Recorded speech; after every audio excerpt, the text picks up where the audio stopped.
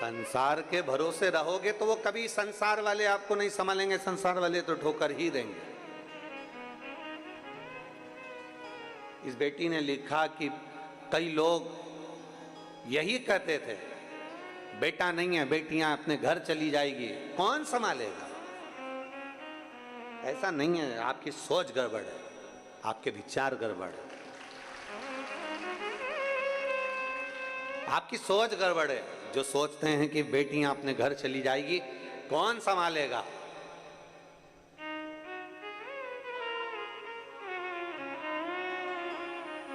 जिसका कोई नहीं उसका तो शिव है यारो।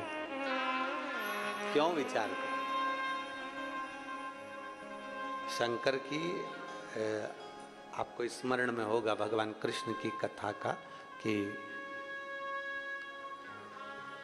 भगवान कृष्ण की नानी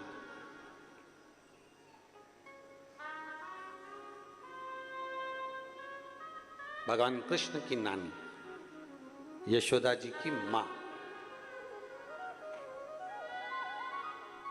जिनका नाम था पाटला देवी। क्या नाम था? पाटला देवी।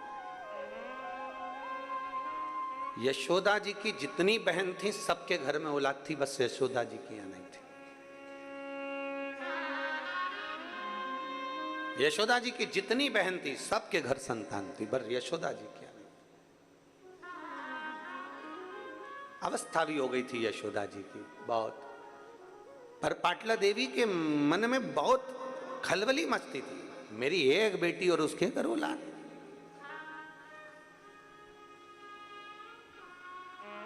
जरा बेटियों से माता पिता का प्रेम भी बहुत ज्यादा होता है, इसलिए वो सबसे पहले यही देखते हैं, बेटी के घर में औलाद नहीं, बेटी के घर संतान नहीं। पाटला देवी को, यशोदा जी की माता को यह बात खलती थी कि मेरी बेटी अब उम्र हो गई है, अब उसके घर औलाद नहीं होगी, पर मेरा विश्वास करता है कि मेरा महादेव उसको औलाद जरूर दे। पाटला देवी प्रतिदिन यमुना जी के घाट पर जाती, बालू का शिवलिंग बनाती, आराधना करती। ये पाटला देवी का नियम था, माता यशोदा की माता जी का नियम था, भगवान कृष्ण की नानी का नियम था।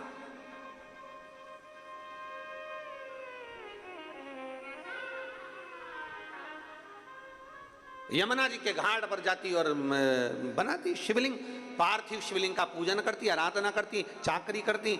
एक दिन पाटला ने पार्थिव शिवलिंग को बना तो लिया पर विसर्जन ही नहीं करा, ले शंकर जी को विसर्जन नहीं करा। और पार्थिव का नियम है, प्रदोष के दिन संध्या काल में, रात्रि को हो सकता है, शिवरात्रि के दिन। Looking for some action? It's Realme 13 Pro, as clear as a DSLR. रात्रि को हो सकता है, पर बाकी के दिनों में चाहे सोमवार हो, मंगलवार हो, बुधवार हो, गुरुवार हो, शुक्रवार हो, शनिवार हो, बाकी के दिन अगर आप पार्थिव बना रहे हो तो रात्रि होने से पहले उसका विसर्जन होना जरूरी है।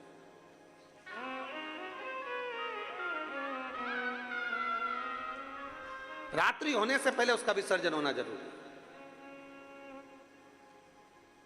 और शिवलिंग पार्थिव, पार्थिव का मतलब ये होता है कि पार्थिव लिंग बनाना, पार्थिव शिवलिंग बनाना, उसका चेहरा नहीं बनाया जाता। पार्थिव में कभी भी आंख, नाक, मुख ये कुछ नहीं बनाया जाता। पार्थिव मतलब पार्थिव, शिवलिंग मतलब शिवलिंग।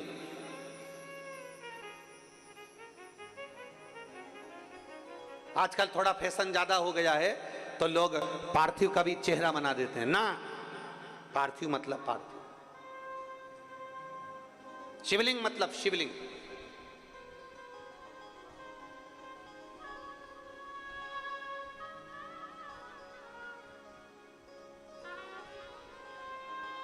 अब फैशन में लोग बनाने लगे, वो अपनी जगह पर शास्त्र जो कहता है, शास्त्र के अनुसार, शास्त्र में कहीं वर्णन नहीं आया कि आप शिवलिंग का, आप पार्थिव का कहीं मुख बनाओ कि नाक बनाओ कि आंख बनाओ। पार्थिव मतलब पार्थिव, शिवलिंग मतलब शिवलिंग,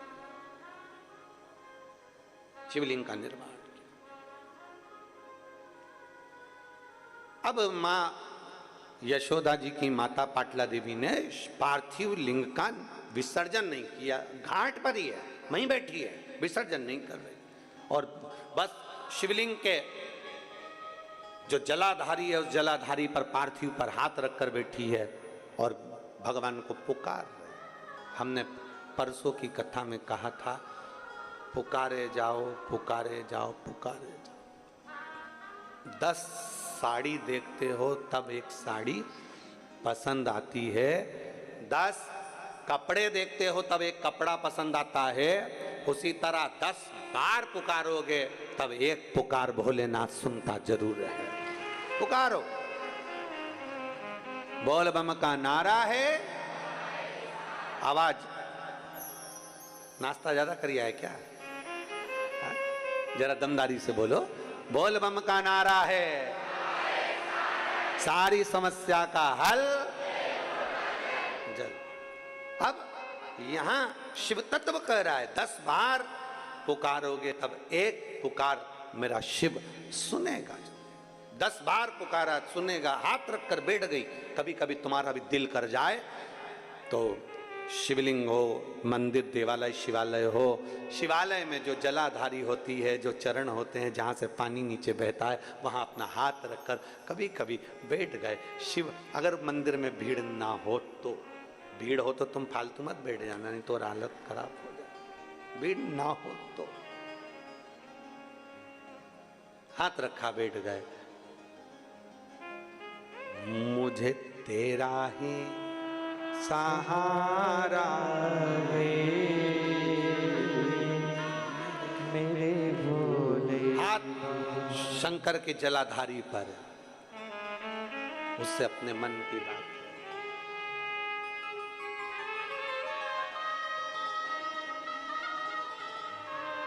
मैंने तुम्हें ही पुकारा है मेरे भोले बाबा। हाथ जलाधारी पर पुकार दो। पाटला देवी ने हाथ रखा जलाधारी पर, विसर्जन नहीं कर रही, आज उठी नहीं है, उठी नहीं। शंकर भगवान ने विचार करा, मुझे लगता है आज जिद पे अड़ गई, आज मुझे लगता है जिद। कभी कभी बच्चा मचल जाता है ना, तो माँ और बाप उस बच्चे की बात को फिर थोड़ा ना थोड़ा स्वीकार करते ही। मचल गया, कभी कभी रोज रोज मचलेगा तो फिर झाड़ू से झुड़ भी दिया जाएगा। कभी कभी जरा शब्दों पर जाना चाहिए, शब्दों का स्मरण करना चाहिए। कभी कभी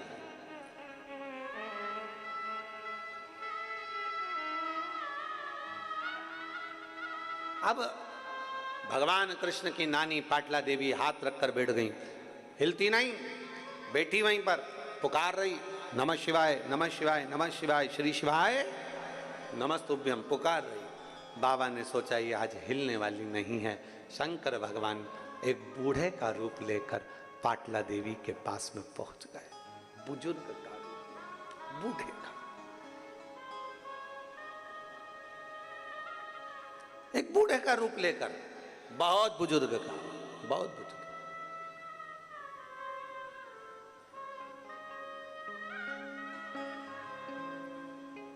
कल जब हम शिव भक्तों से मिल रहे थे तो उसमें एक माता मिलने के लिए आई थी जिनकी उम्र 106 साल थी। खंडेलवाल जी आप भी देखे होंगे, वो साइड में बैठी थी, स्मरण में होगा। काय शुक्ला जी आप मिले थे, 106 वर्ष की थी, 106 वर्ष।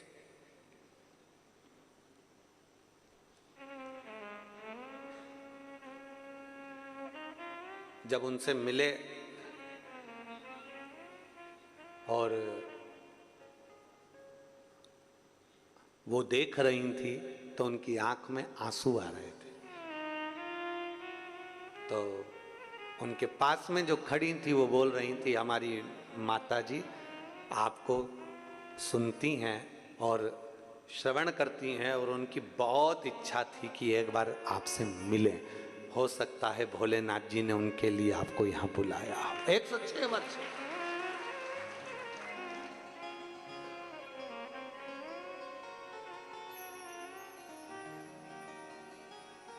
एक बुजुर्ग का रूप लेकर मेरे महादेव आते। कभी कभी हो जाता है शिव तत्व को प्राप्त करने का एक भाव प्रकट हो जाता है, शिव तत्व का।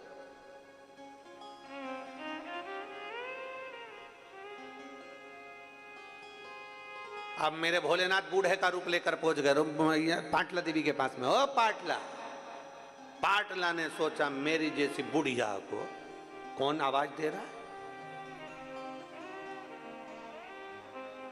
मेरे पति बुलाते थे तो यशोदा की मां कहते थे, आज मेरा नाम पाटला। अच्छा, बुलाने का भी एक तरीका होता है। पति पत्नी को बुलाता है तो बड़ा विचित्र ढंग से बुलाता है, और पत्नी पति को बुलाती है तो बड़े विचित्र ढंग से बुलाती है। कभी कभी नाम का बड़ा अंतर हो जाता है।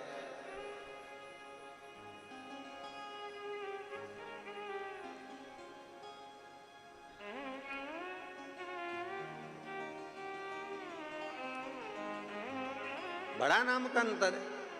अब एक बार की तो कथा है, इंदौर में हम कथा कर रहे थे, और इंदौर में जब बहुत साल पहले, बहुत साल पहले की बातें, लगभग हो गए होंगे 20-22 साल पहले, अपना पैलेस में कथा चल रही थी। और वहाँ कथा चलते चलते तो आरती पहले हम जय जगदीश हरे की गा रहे थे, तो इधर आरती करने वाले जो बाजू में खड़े थे और हम बोलते जय जगदीश हरे, कितनी हो गई 3 गंजी, और 3 गंजी कितनी हो गई। सर्वे वालों ने कहा 3 गंजी 3 गंजी, हाँ 3 गंजी 3 गंजी तो 6 गंजी। मतलब क्या चाहते हो। बाबा कहते हैं बहुत भूख लगी है, बहुत भूख। बाबा भूख, हाँ बहुत तेज भूख लग रही है। हाँ ठीक है बाबा। पाटला उठी, शंकर भगवान को जो नैवेद्य लगाया था वो पाटला ने शिव जी के सम्मुख में दे दिया। शंकर भगवान ने कहा, पाटला तेरी बेटी यशोदा से कहना सावन के महीने की जो श्रावणी आए, सावन के महीने की जो पूर्णिमा आए, सावन के महीने की जब श्रावणी आए, श्रावण की उस श्रावणी के दिन यशोदा अगर प्रेम से संत साधु जन को, गुरु जन को अगर भोजन कराएगी तो उसके घर में औलाद जरूर आएगी। कहो यशोदा से। श्रावणी पर, हाँ सावन का महीना था। पाटला ने तुरंत पत्र लिखा, पत्र लेकर दूत को भेजा। दूत जाकर यशोदा जी के पास पहुंचे। यशोदा जी के हाथ में पत्र दिया कि पाटला देवी ने पत्र भेजा है। मेरी माँ ने पत्र भेजा है। हाँ क्या लिखा है कि श्रावण के महीने में अगर तुम किसी संत साधु ब्राह्मण गुरुजन को भोजन कराओगी तो तुम्हारे घर में औलाद जरूर आएगी। सुना पाटला देवी ने जैसे ही पत्र भेजा, यशोदा जी ने स्वीकार करा। नंद बाबा से कहा, जाओ आज ब्राह्मणों को निमंत्रण देकर आओ। श्रावणी का दिन था, सारे ब्राह्मण संत साधुओं को निमंत्रण दे दिया गया। यशोदा जी क्या खीर मालपुआ बन गया। खीर मालपुआ बनकर तैयार हुआ। भोजन परोसने की तैयारी हुई। यशोदा जी भोजन परोस रहे थे, नंद बाबा भोजन परोस रहे थे, और यशोदा मैया भी भोजन परोसने के लिए आई।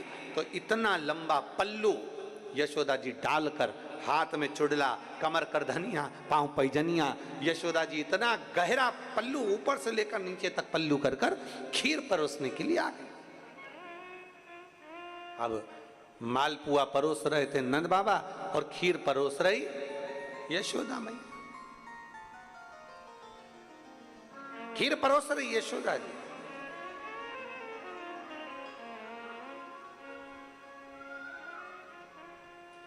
दूध सामग्री जो होती है ना, वंश की वृद्धि करती है। आप लोगों के स्मरण में है कि नहीं है, श्राद्ध पक्ष में सारा भोजन कोई भी लगाकर ब्राह्मण को जिमाए उससे मतलब नहीं है, पर श्राद्ध पक्ष में तिथि पर, श्राद्ध में या अन्य तिथि पर, बरसी आदि तिथि पर अगर खीर का पात्र भरा जाए तो घर की बहू, घर की माता, घर की स्त्री, घर में जो ताई चाची जो भी है घर में स्त्री, उस खीर के पात्र को उसको भरना चाहिए। संपूर्ण थाली कोई लगाए। और फिर निवेदन करेंगे, श्राद्ध पक्ष में एक बार प्रयोग कर कर देखिए। जिसके घर में 23 से 24 साल तक भी औलाद नहीं हो, 23 से 24 साल तक भी औलाद पैदा नहीं हुई हो, जिसके घर में संतान ना हुई हो, वो एक प्रयोग जरूर करे। एक प्रयोग जरूर करो कि 23 साल तक भी औलाद ना हुई हो तो श्राद्ध पक्ष में तुम्हारे दादा परदादा किसी का श्राद्ध घर में हो रहा हो, और किसी दादी का श्राद्ध, किसी दादा का श्राद्ध, किसी बुजुर्ग का श्राद्ध तुम्हारे घर में हो रहा हो, तो खीर के बर्तन में खीर तुम भरकर और उस ब्राह्मण को जिसको घर में बुलाया गया है भोजन कराने के लिए, वहां तुम देकर आओ और अगले श्राद्ध तक इंतजार करो। मेरा बाबा वंश की वृद्धि करता ही है, निश्चितता देता है, वंश बढ़ाता ही है।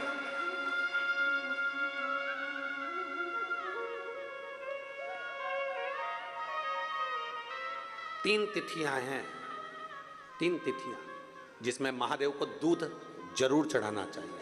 तीन तिथियां, और दूध कौन सा?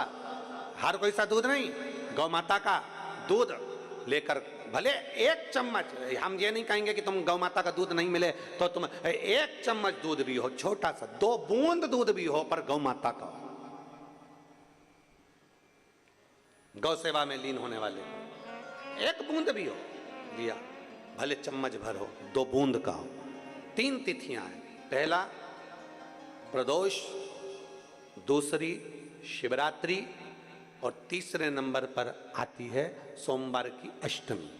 ये 3 तिथियां ऐसी हैं जिसमें 2 बूंद भी दूध अगर हम शंकर भगवान को समर्पित करते हैं तो अपना घर बच्चों की किलकारियों से कम नहीं होता, वो भराता ही है, वंश बढ़ता ही है।